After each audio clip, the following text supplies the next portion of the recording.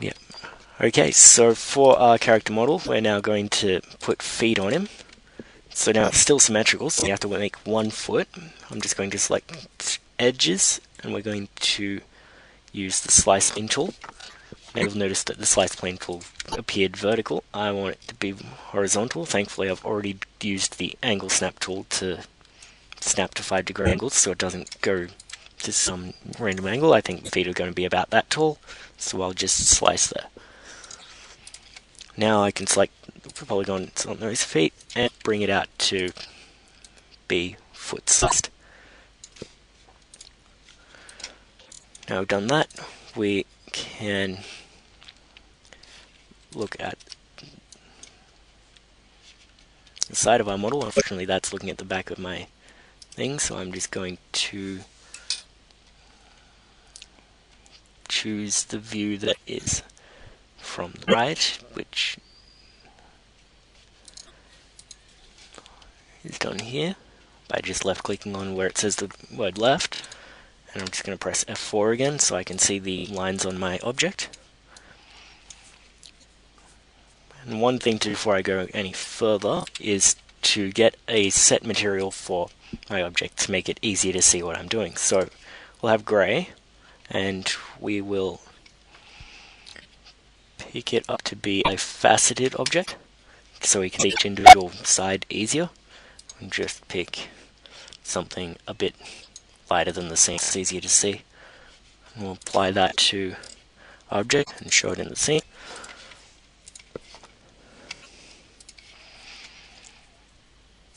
And the other thing we can do to make our modeling easier is we're going to put an animation onto our texture we just made for it.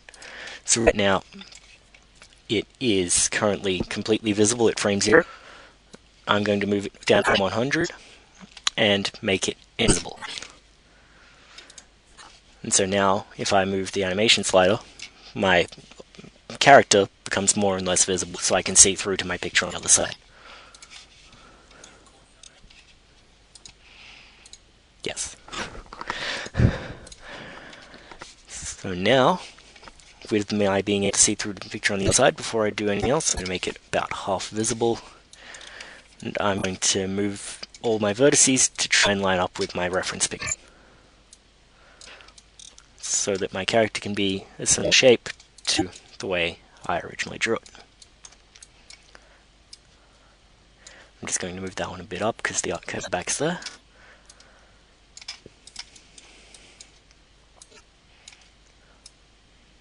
And same thing there, which means I'll also move that one. And I'm just dragging and selecting each time so that I can get both vertices I've got there, in case I actually happen to miss one along the way. Yeah, so I can select through to each of the vertices. So now our character is actually getting some shape of a person rather than being a box.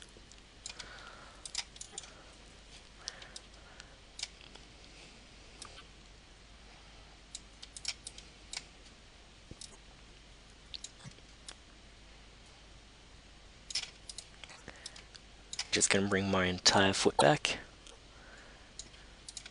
As you can see, our character is now looking a lot more like a person from that view. I'm going to try and keep that foot relatively flat for now. And now we're going to do the same thing from our front view. So even though I've stretched my arms out because it's easier to model with the arms out rather than down the side of the model, so you can move around them and look at it better.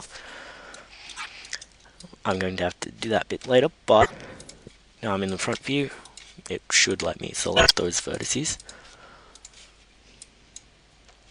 which it's not doing, but it's letting me select those. Cool. I'm just going to move this back to the sides of our picture.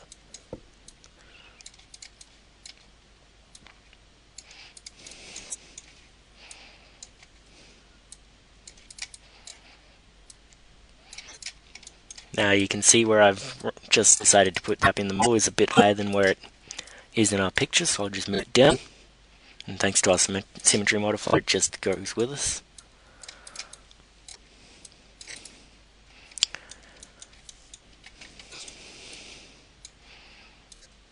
Now the waist is about right.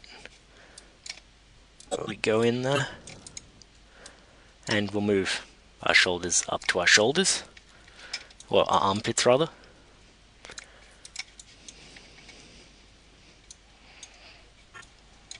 And I'll move my neck. No. Yes. So we've got that. Now I'll put these arms down to about arm size. So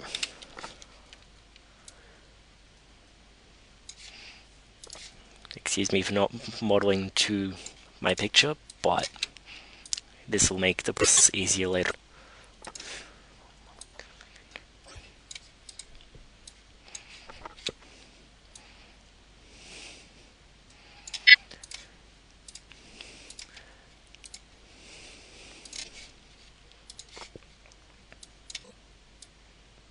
Just keep that flat for the moment, and we'll move that up to those. And once again, I think I've put the elbow not far enough on down now, and there we are. No. Okay, so now I'm just going to put extra line on each of our arm and leg segments. So I'm just going to select all 4 of our edges around there and press the connect button, which will give us a line that connects around the middle of those.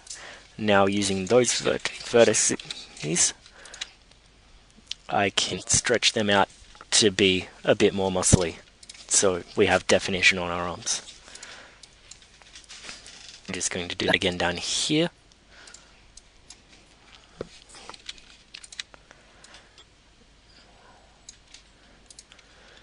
And once again on our legs.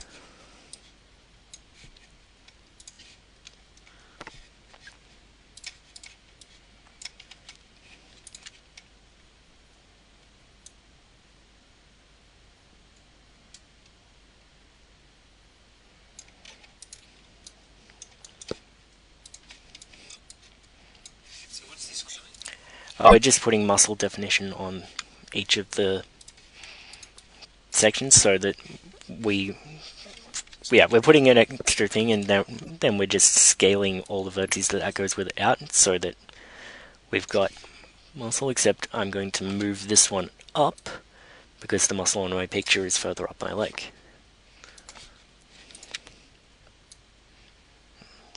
And scale it out. So now we've got most of a simple character model, except we need a head, and we need to possibly put some hands on here. So I'll just